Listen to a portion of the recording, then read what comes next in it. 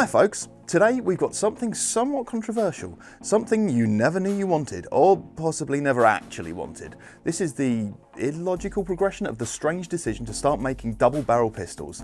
This is the Classic Army DT4 Nemesis, a double barrel M4 Airsoft AEG.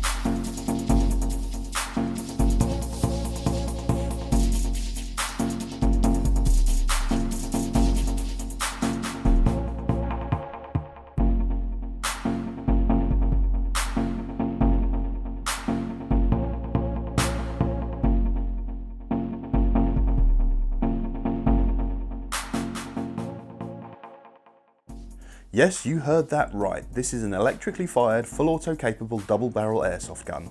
As you can see up front, it's got two outer barrels with two independent inner barrels and hop assemblies, so you can make any fine adjustments you need to. It's supplied with two 300 round high capacity magazines, has an ambidextrous fire selector, and a bolt catch releases both locking dummy bolt covers with a single push. The single-sided mag release button will release both magazines at the same time. When they're empty, they're in there snug enough so they won't just drop out. If you're releasing them with a full load, be prepared to play catch. The gearbox is a highly reinforced proprietary piece, so make sure you treat it right. I imagine you'll not want to replace this. Though saying that, Classic Army have had spare pistons, cylinder heads, tapper plates, basically everything that's proprietary in there bar the gearbox with us since before we had the rifles. So, you know, kudos guys, that's the kind of spare part support we like. The gears are standard V2 and the motor is the Classic Army brand high torque.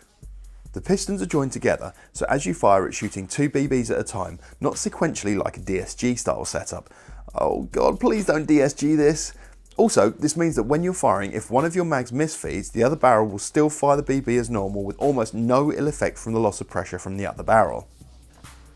The rifle uses Classic Army's ECS trigger system, so you've got LiPo protection, motor protection and a variety of burst fire modes at your fingertips. When it came into us, the rifle was doing a paltry 280 FPS with some horrible sounding springy springs. We didn't like that, so every gun you buy from us will have a good quality set of aftermarket M95 springs installed, bringing this up to a much more respectable 300 to 305 FPS and losing that boing sound after each shot. The rate of fire is a not unrespectable 8.5 shots per second with a 7.4 volt LiPo.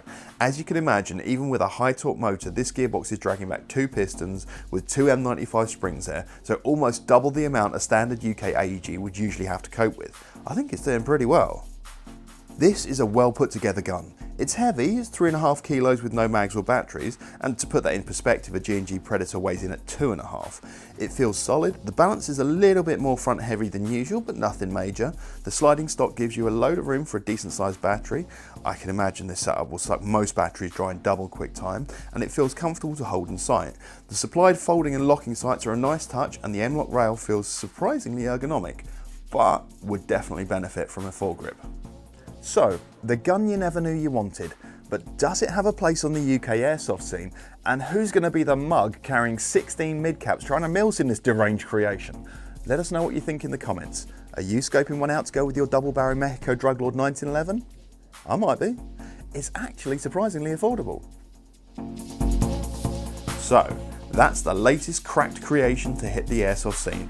Yeah, we know, not the first multi-barrel AEG, but it is the first to be so blatant about it. Check it out here. If you like the video, please like and subscribe, and here are a couple more videos you might like. Oh, and keep your eyes open over the next few weeks. We have a little something planned that you might be interested in seeing.